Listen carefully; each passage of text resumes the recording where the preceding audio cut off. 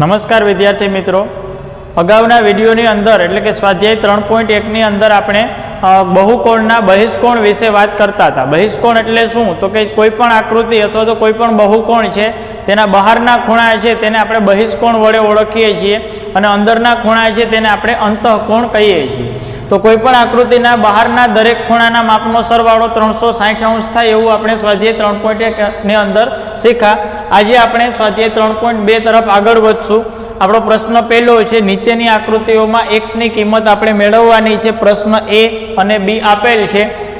સૌ પ્રથમ પ્રશ્ન એની વાત કરીએ તો બહાર 125 અંશ માપ આપેલું છે, એ બહારના ખૂણાનું માપ આપેલું છે, અંદરના ખૂણા નહીં પણ બહારના ખૂણા. એવી જ રીતે નીચે પણ 125 અંશ આપેલા છે અને અહીં ત્રીજો બહારનો ખૂણો છે x અંશ. બરાબર, બે ખૂણા ત્રિકોણની આકૃતિ છે, બે ખૂણાના માપ આપેલા છે અને ત્રીજો ખૂણો મેળવવાનો છે.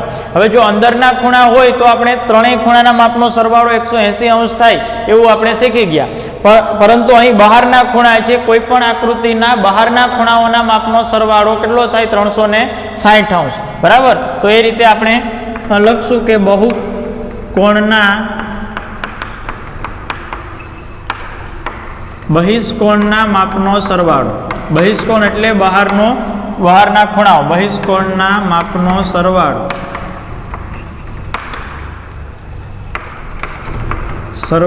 360 અંશ થાય. હવે આપણી પાસે કુલ 3 ખૂણા છે. બરાબર, પહેલો ખૂણો છે એનું માપ છે 125 અંશ, તેથી 125 અંશ પ્લસ બીજો ખૂણો, બીજા ખૂણાનું માપ પણ 125 અંશ છે એટલે કે વત્તા 125 અંશ વત્તા આપણો ત્રીજો ખૂણો છે તેનું માપ છે x. આ ત્રણેય ખૂણાઓના માપનો સરવાળો કેટલો થશે? 360 અંશ. હવે 125 વત્તા 125 એટલે કેટલા? તો કે 250. તેથી 250 અંશ વત્તા x બરાબર 360 અંશ. તેથી x બરાબર 360 ઓછા 250. તેથી xની કિંમત આપને મળશે x બરાબર 0. 6 માંથી 5 જાય તો 1 અને 3 માંથી 2 જાય તો 1 એટલે કે 110 અંશ. આ રીતે આપણા બહારના ખૂણા એટલે કે બહિષ્કોણનું માપ થશે 110 અંશ. ત્યારબાદ પ્રશ્ન બી, બહારના ખૂણા 60 અંશ, અહીં કાટખૂણો છે એટલે કે 90 અંશ, અહીં 70 અંશ, અહીં x અને આ બહારનો ખૂણો છે આ એ ખૂણો આપને આપેલો નથી, પરંતુ અંદરનો ખૂણો 90 અંશ આપેલો છે. કાટખૂણો છે એટલે 90 અંશ આપેલ છે અંદરનો ખૂણો. તો આપણે રૈખિક જોડના ખૂણા મુજબ બહારનો ખૂણો આપને કેટલો મળશે? 90 અંશ મળશે. 180 માંથી અંદરનો ખૂણો બાદ કરશો એટલે આપને બહારનો ખૂણો એટલે કે બહિષ્કોણનું માપ આપને 90 અંશ મળશે. જેવી રીતે એ દાખલો જોયો એવી જ રીતે આપણે લખશું બહુકોણના બહિષ્કોણના માપનો સરવાળો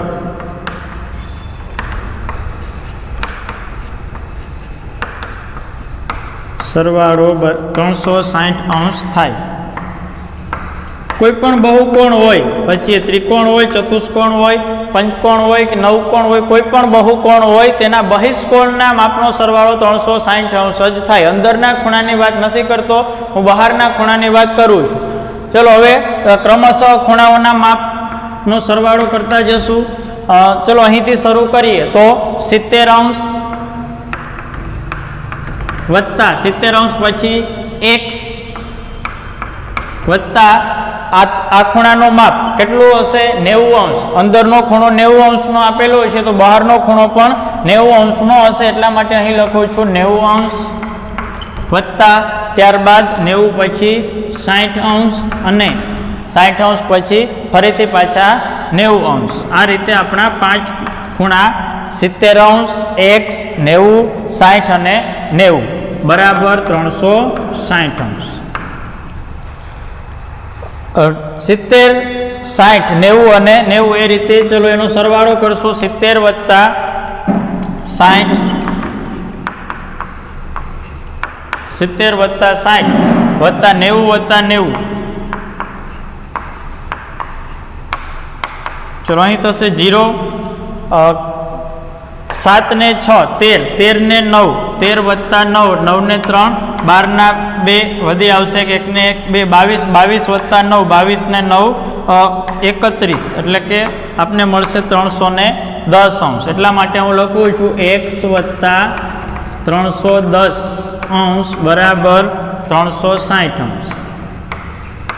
હવે શું કરશું? 360 માંથી એક 310 ને બાદ કરશું, એટલે કે x બરાબર 360 અંશ ઓછા 310. તેથી x બરાબર આપણે x ની કિંમત મળશે 360 માંથી 310 બાદ કરશું એટલે x ની કિંમત આપણે 50 અંશ મળશે. આ રીતે આપણો પ્રશ્ન A અને B છે એ અહીં પૂર્ણ થશે અને x ની કિંમત આપણે 50 અંશ મળે છે. બીજો પ્રશ્ન છે, નીચે પ્રમાણેની બાજુઓ ધરાવતા નિયમિત બહુકોણમાં બહિષ્કોણનું માપ આપણે મેળવવાનું છે. આપણે બાજુઓની સંખ્યા આપેલી છે 9 બાજુ. પ્રશ્ન બી છે એમાં આપેલ છે 15 બાજુ. તો આપણે શું મેળવવાનું છે? તો કે બહિષ્કોણનું માપ, પ્રત્યેક બહિષ્કોણનું માપ આપણે મેળવવાનું છે. એના માટેનું એક સૂત્ર હું તમને લખાવું છું. એ તમારે પ્રશ્ન 2 ચાલુ થાય એની પહેલા કોઈ પણ એક બાજુ પેન્સિલ કે બ્લેક પેન વડે લખવાનું છે. નિયમિત બહુકોણ માટે જ્યારે નિયમિત બહુકોણ હોય ત્યારે જ આ સૂત્ર લાગુ પડશે. એટલે કે નિયમિત બહુકોણ માટે બહિષ્કોણનું માપ, બરાબર, કોનું માપ? બહિષ્કોણનું માપ. બહિષ્કોણનું માપ બરાબર 360 અંશના છેદમાં n. 360 અંશ અને છેદમાં n. n એટલે શું? તો કે બાજુઓની સંખ્યા. બરાબર, આ સૂત્ર યાદ રાખવાનું છે. જ્યારે નિયમિત બહુકોણની વાત કરતા હોઈએ ત્યારે નિયમિત બહુકોણની અંદર આપણે એના પ્રત્યેક બહિષ્કોણનું માપ મેળવવું હોય તો એના માટેનું સૂત્ર છે 360 અંશ છેદમાં n. n એટલે બાજુઓની સંખ્યા. બરાબર, હવે આ સૂત્રો દ્વારા હવે 360 શા માટે? તો કે જેટલા આખા દરેક બહિષ્કોણનો સરવાળો 360 અંશ થાય એટલા માટે 360 આપેલા છે અને એની સાથે આપણે એની બાજુઓની સંખ્યાનો ભાગાકાર કરશું એટલે આપણે પ્રત્યેક ખૂણાનું માપ મળશે. બરાબર, હવે 9 બાજુઓ આપેલી છે. જો 9 બાજુઓ હોય તો n કેટલા થશે? 9 થશે. બરાબર, એટલા માટે લખું છું અહીં n બરાબર 9. તેથી બહિષ્કોણનું માપ, બહિષ્કોણનું માપ બરાબર આપણી પાસે સૂત્ર છે 360 અંશ છેદમાં n. બહિષ્કોણનું માપ એટલે શું? તો કે 360 અંશ છેદમાં n બરાબર 360 ના છેદમાં n એટલે કેટલા? 9. 360 ભાગ્યા 9 બરાબર 9 4 36 એટલે આપણે મળશે 40 અંશ. એટલે કે જે બહુકોણને 9 બાજુઓ હોય તેના પ્રત્યેક બહિષ્કોણનું માપ 40 અંશ હશે. એવી જ રીતે પ્રશ્ન બી, તો આપણે લખશું અહીં n બરાબર 5 બાજુઓની સંખ્યા આપણે આપેલી છે. n બરાબર 15 બાજુઓની સંખ્યા આપેલી છે 15. તેથી બહિષ્કોણનું માપ, બહિષ્કોણનું માપ બરાબર શું થશે? તો કે 360 અંશ છેદમાં n બરાબર 360 અંશના છેદમાં n એટલે કેટલા? 15.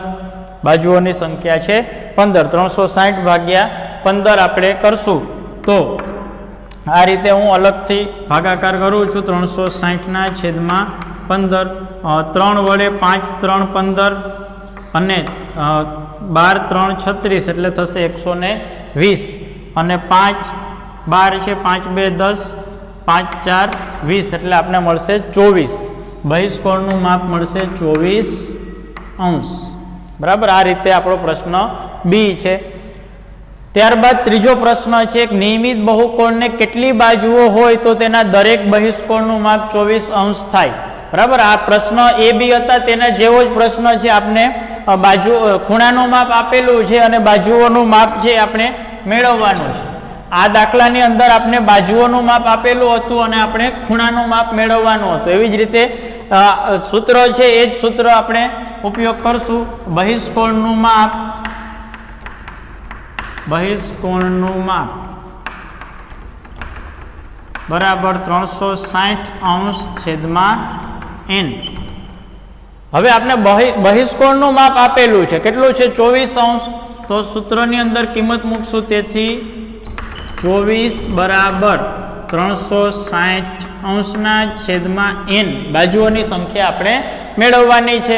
હવે n છે બરાબરની ઓલી બાજુ જતા રહેશે, 24 છે બરાબરની આ બાજુ આવી જશે, તો શું થશે, તેથી n બરાબર 360°/24, તેથી n બરાબર 360/24 કરશું તો આપણે 15 જવાબ મળશે.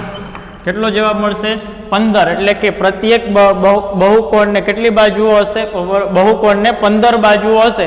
આપણે 360 ભાગ્યા 15 કરતા હતા તો 24 મળતા હતા, 360 ભાગ્યા 24 કરશું તો 15 મળશે, બરાબર. એટલે કે બાજુઓની સંખ્યા કેટલી થશે? 15. ત્યારબાદ ચોથો પ્રશ્ન, એક નિયમિત બહુકોણને કેટલી બાજુઓ હોય તો તેના દરેક અંતઃકોણનું માપ 165° થાય. આપણે અંતઃકોણનું માપ આપેલું છે.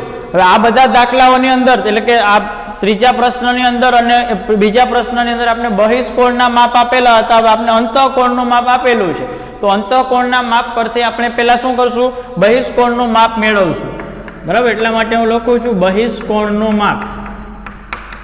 બહિષ્કોણનું માપ બરાબર કુલ માપ કેટલું હોય? 180°. રૈખિક જોડના ખૂણા પરથી 180° હશે, એમાંથી હું અંતઃકોણ એટલે કે અંદરનો ખૂણો બાદ કરીશ. 180 ઓછા 165, 180 માંથી 165 બાદ કરશું, 10 માંથી 5 જશે તો 5, 8 ના 7, 7 માંથી 6 જાય તો 1, એટલે આપણે મળશે 15°. આ થયું આપણા બહિષ્કોણનું માપ.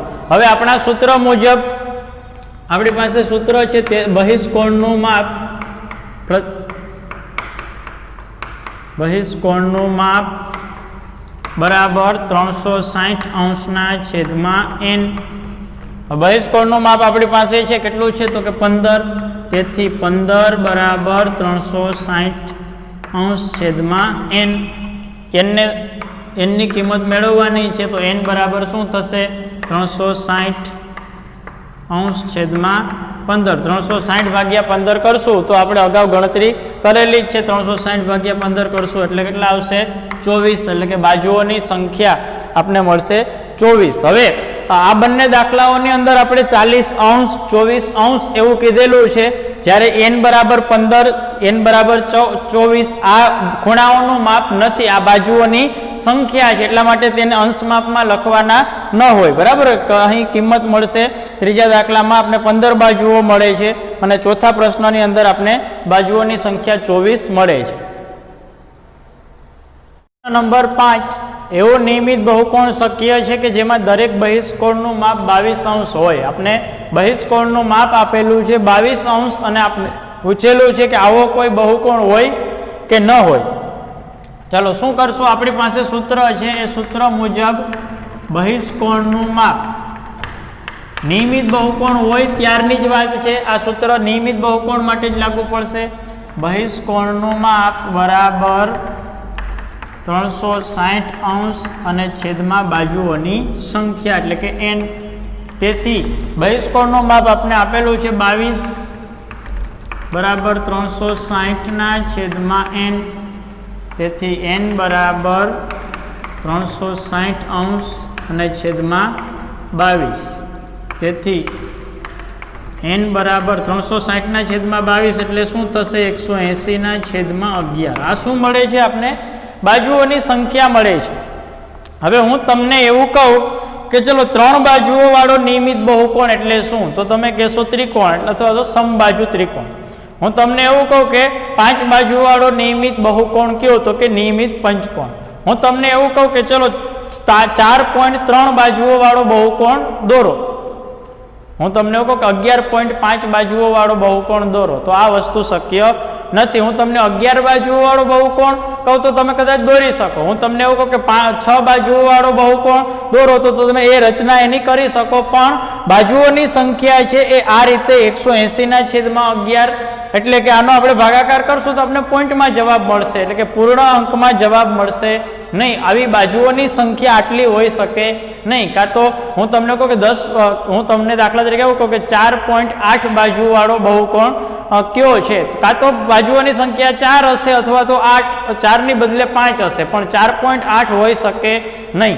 એટલા માટે આવો બહુકોણ શક્ય નથી. તો આપણે આ રીતે લખશું, અહીં બાજુઓની સંખ્યા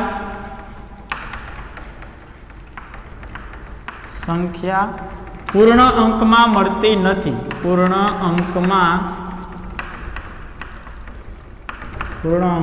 મળતી નથી. બાજુઓની સંખ્યા છે પૂર્ણ અંકમાં હોવી જોઈએ તો એવો બહુકોણ બની શકે. એટલા માટે આપણે આ રીતે લખશું, અહીં બાજુઓની સંખ્યા પૂર્ણ અંકમાં મળતી નથી, તેથી આવો બહુકોણ શક્ય નથી. આવો બહુકોણ શક્ય નથી.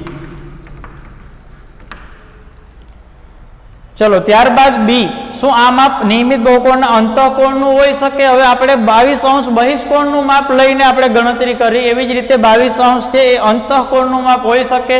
હવે અંતઃકોણનું માપ 22 હોય તો બહિષ્કોણનું માપ કેટલું થશે? અહીં બહિષ્કોણનું માપ તો કે 180 છે, એમાંથી આપણે કેટલા બાદ કરશું? બહિષ્કોણનું માપ બરાબર 180 ઓછા 22.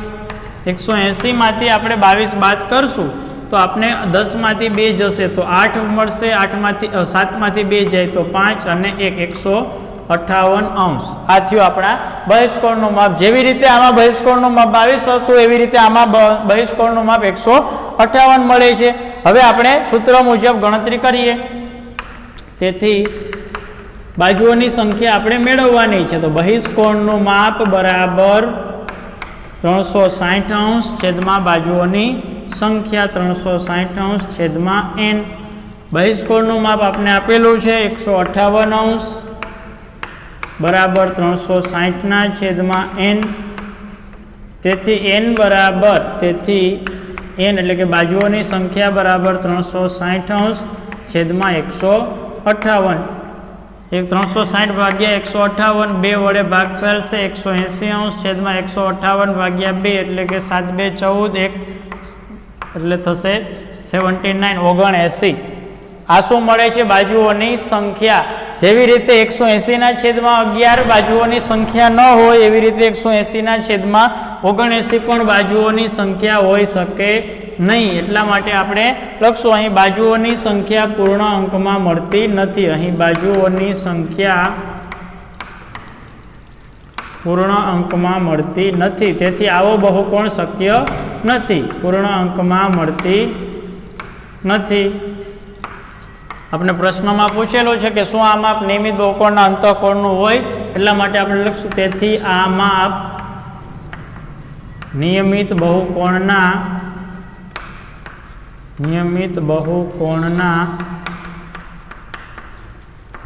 અંતઃકોણનું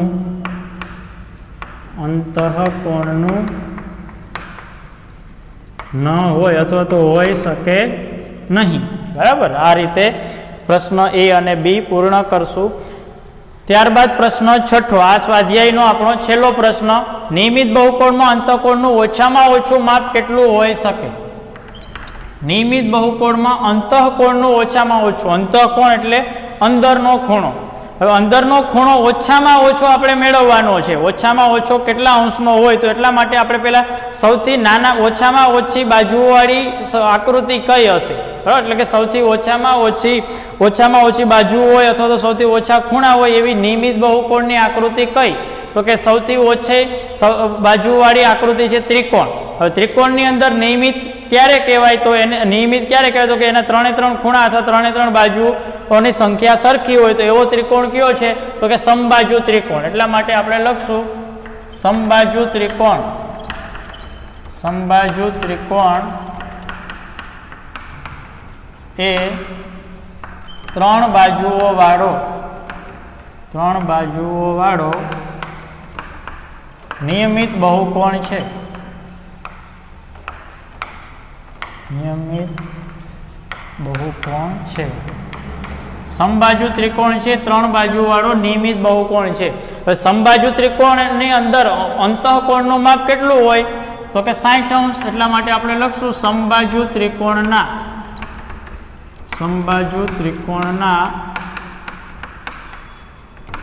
દરેક ખૂણાનું માપ, અંદરના ખૂણાની વાત કરું છું, બરાબર, દરેક ખૂણાનું માપ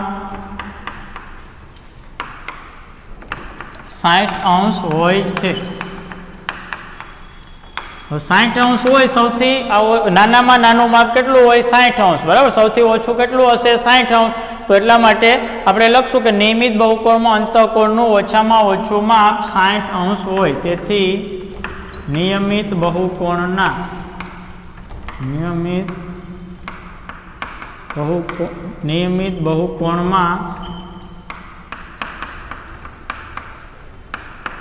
અંતઃકોણનું ઓછામાં ઓછું માપ,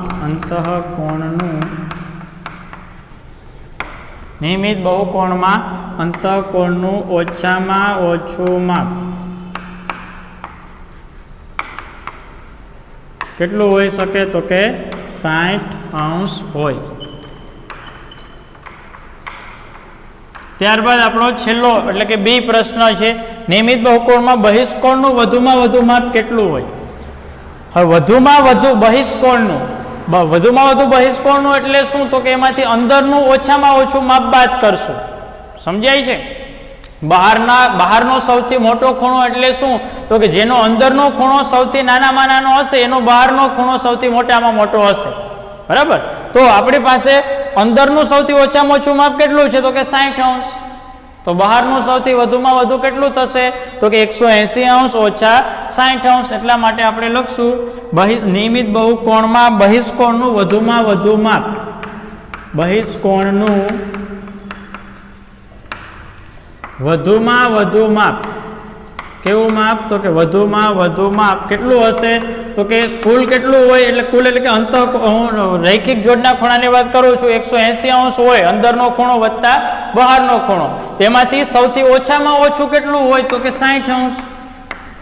કુલ 180 હોય એમાંથી સૌથી નાનામાં નાનું અથવા તો ઓછામાં ઓછું હું બાદ કરીશ તો મને જે જવાબ મળશે 120°. આ જવાબ છે એ બહારના ખૂણાનું સૌથી વધુમાં વધુ માપ હશે. એટલે કે બહિષ્કોણનું સૌથી વધુમાં વધુ માપ છે એ કેટલું હોઈ શકે? 120° હોય. આ રીતે આપણું સ્વાધ્યાય 3.2 છે એ પૂર્ણ થશે.